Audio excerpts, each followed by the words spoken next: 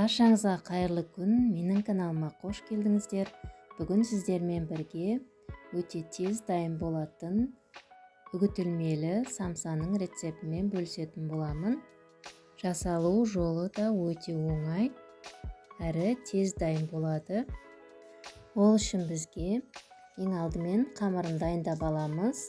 Ұн, сары май, қаймақ, бір жұмыртқа және тұз қажет. Ең алдымен сары майды ұнға салып үгітіп аламыз. Яғни крошки болғанша осылай қолымызбен үгітеміз. Осылай үгітіліп тұру керек. Қаймақ саламыз. Қолымызбен жақсылап араластырып аламыз. Бір жұмыртқаны шағып, ақ уызын ғана саламыз, сары уызын бетіне жағуға алып қаламыз. Достар, егерде менің каналыма тіркелмеген болсаңыздар, тіркеліп кетіңіздер. Мені жоғалтып алмас үшін қоңыраушаны басып кетуді ұмытпаңыздар. Бір шай қасық тұз саламыз. Қолымызбен жақсылап араластырып қамыр илейміз. Қамырымыз дайын болды. Енді оны целлофан пакетке салып, тоңазытқышқа 15-20 минутқа қойып аламыз.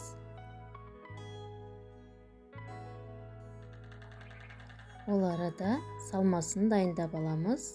Ол үшін бізге фарш, бір жуа, 2 картошка қажет. Бір жуаны майдалап, төртбұрыштап турап аламыз.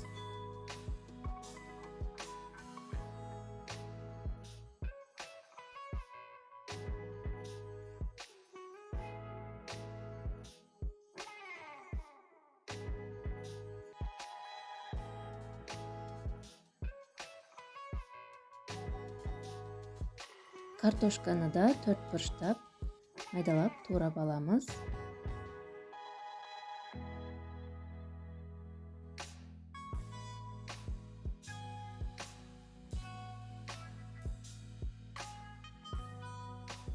Барлығын турап болған соң, бір шай қасық тұз саламыз, жарты шай қасық қара бұрыш саламыз. Жақсылап араластырып аламыз. Үлкендеу ыдысқа салып алдым, және де азғантай су құямыз, сонда салмамыз сочный болып тұрады. Салмамыз дайын болды. Енді тоңазытқышта тұрған қамырымызды аламыз. Және қолымызбен кішкене ұзынша қылып, 2 бөліп аламыз.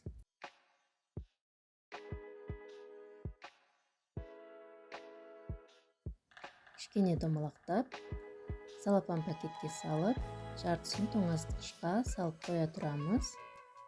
Енді қамырдың бірінші бөлігін осылай ұзынша қылып аламыз.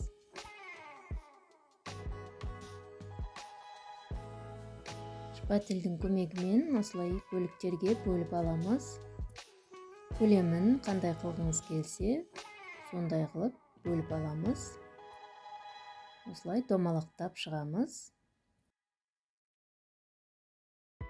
Барлық қамырды осылай домалақтап шығамыз.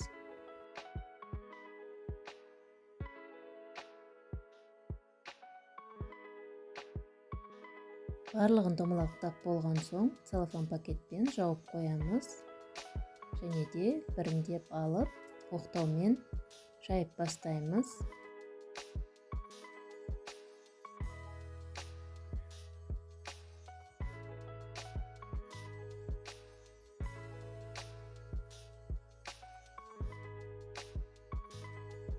Осындай қылып жайып аламыз. Енді салмасын саламыз. Одан соң 2 бүктеп, шеттерін басып шығамыз.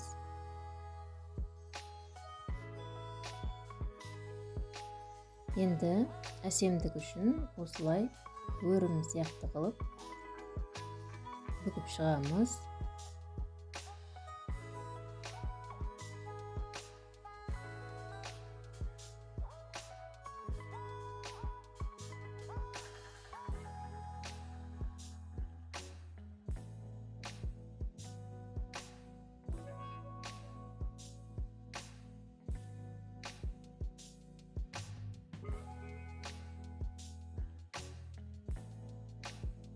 Мінекей самсамыз осылай әдемі болып шықты. Енді пештің табасына пергамент қағазын төсеп, үстіне самсаны қойып шығамыз. Қалған қамырларды да дәл солай жайып, ішіне салмасын салып, бүгіп аламыз.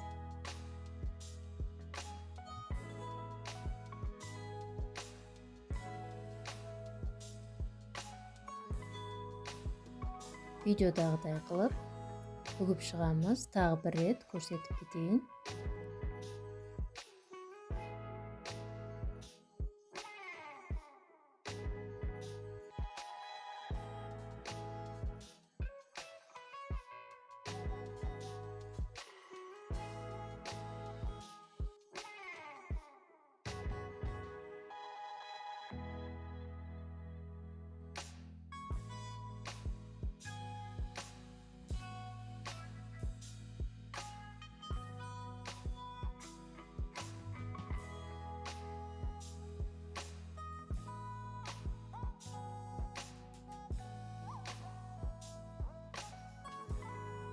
Барлық самсаны осылай видеода көрсетілгендей бүгіп шығамыз.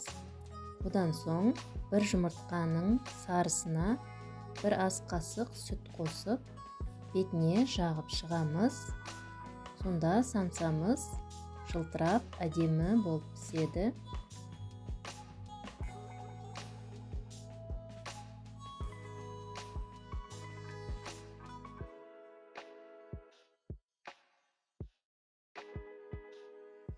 Бетіне осылай қара күнжіт пен ақ күнжітті араластырып сеуіп шықтым. Егерде сізде күнжіт жоқ болса, салмасаңыздар да болады. Осылай ортасына қойып шығамыз. Алдын ала қызып тұрған пеште 200 градуста 30-35 минут пісіріп аламыз. Әркімнің пеші әртүрлі болады, сондықтан өздеріңіздің пешіңізге қарай уақыты өзгеруі мүмкін. Самсамыз өте әдемі және дәмді болып шықты. Асыққан кезде осы рецептпен жасасаңыздар болады. Оңай әрі тез дайын болады. Өте дәмді болып шығады. Міндетті түрде жасап көріңіздер, баршаңызға ас болсын.